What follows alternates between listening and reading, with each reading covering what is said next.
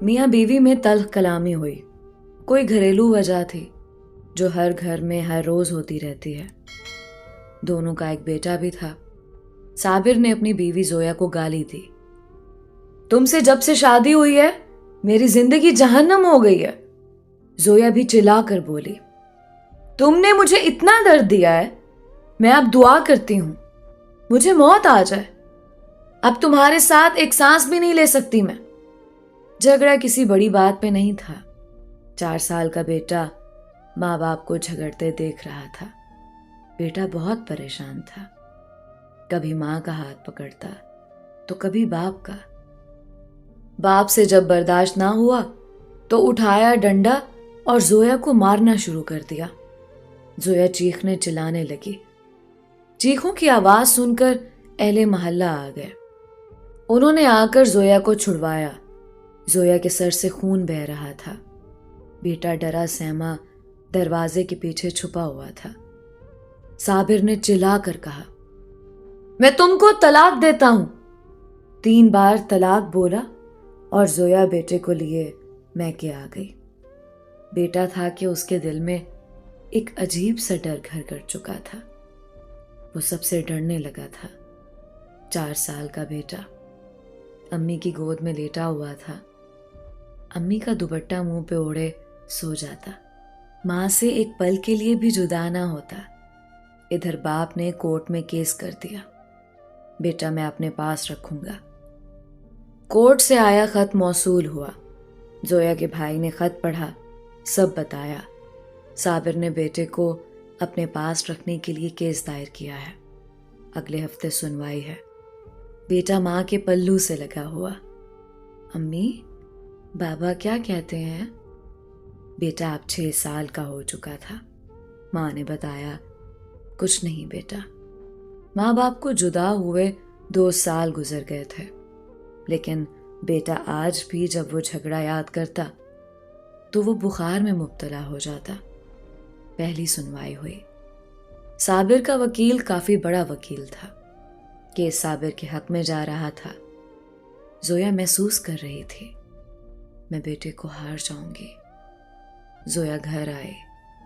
اذان ماں سے کہنے لگا، ہم کیوں ابو کے پاس جاتے ہیں؟ وہاں ابو مجھے کہہ رہا تھا تیری امی گندی ہے، اس کے پاس نہ رہو. بیٹے نے ماں کا منہ چوما، ہلکا سا مسکرایا. میری امی سونی ہے، گندی نہیں ہے، پاپا گندا ہے. ماں کی آنکھ سے آنسو بہنے لگے. بیٹا جو ابھی 6 سال کا تھا اپنے ننھے ہاتھوں سے ماں کے آنسو صاف کرنے لگا. ماما کیوں رو رہی ہو؟ میں آپ کو چھوڑ کر نہیں جاؤں گا. بیٹا ماں کی گود میں لیٹ گیا. اتنے میں زویا کا بھائی آیا. زویا کی طرف دیکھ کر بولا، ہم کیس ہار جائیں گے.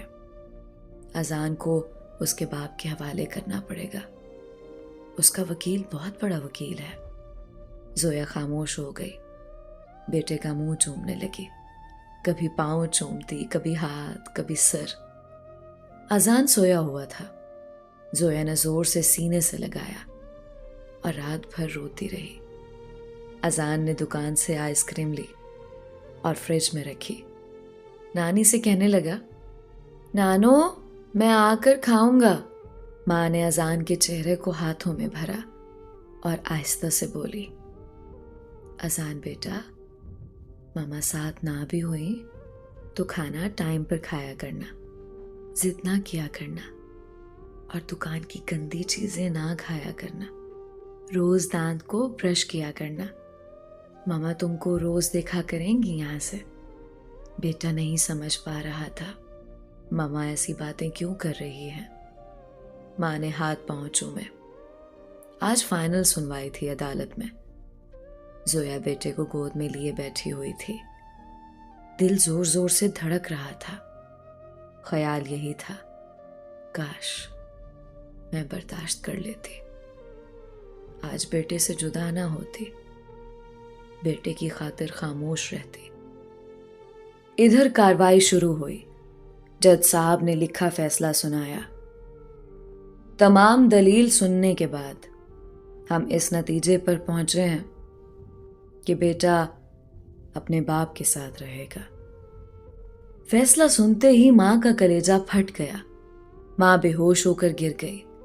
باپ آگے بڑھا، بیٹے کو اٹھا لیا۔ بیٹا باپ کے پاس نہیں جانا چاہتا تھا۔ بیٹا چیخ چیخ کر رونے لگا، مجھے ماما پاس جانا ہے، مجھے ماما پاس جانا ہے، چھوڑو مجھے۔ زویا کو ہوش آیا، ننگے پاؤں دوڑتے ہوئے صابر کے پاس گئی۔ اس کے سامنے گھٹنے ٹیک کر بھیک مانگنے لگی، صرف ایک بار مجھے میرے بیٹے کو سینے سے لگانے دو۔ لیکن وکیل نے پولیس والے سے کہا، اس عورت کو ہٹاؤ یہاں سے۔ ماں بلک بلک کر رونے لگی۔ بیٹا تڑپ رہا تھا۔ وکیل مسکرا کر صابر سے کہنے لگا، مبارک ہو جناب، آپ کیس جیت گئے۔ صابر نے طے کردہ رقم وکیل کو دی اور چل دیا۔ بیٹا ماں کی جدائی میں روتا چیختا، اسے باپ کا گھر جیل لگنے لگا تھا۔ ماں کی شادی کسی اور سے ہو گئی، باپ نے بھی دوسری شادی کر لی۔ وقت گزرنے لگا، ماں اپنی زندگی میں مصروف ہو گئی، باپ اپنی نئی بیوی کے ساتھ۔ اذان زندہ لاش بن کر جینے لگا۔ اذان کا نہ کوئی قصور تھا، نہ کوئی جرم تھا، نہ کوئی گناہ۔ بے گناہ سزا پائی تھی اذان نے۔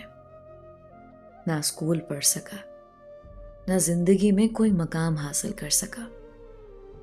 بالآخر باپ نے ایک ہوٹل پہ برتن دھونے پہ لگا دیا۔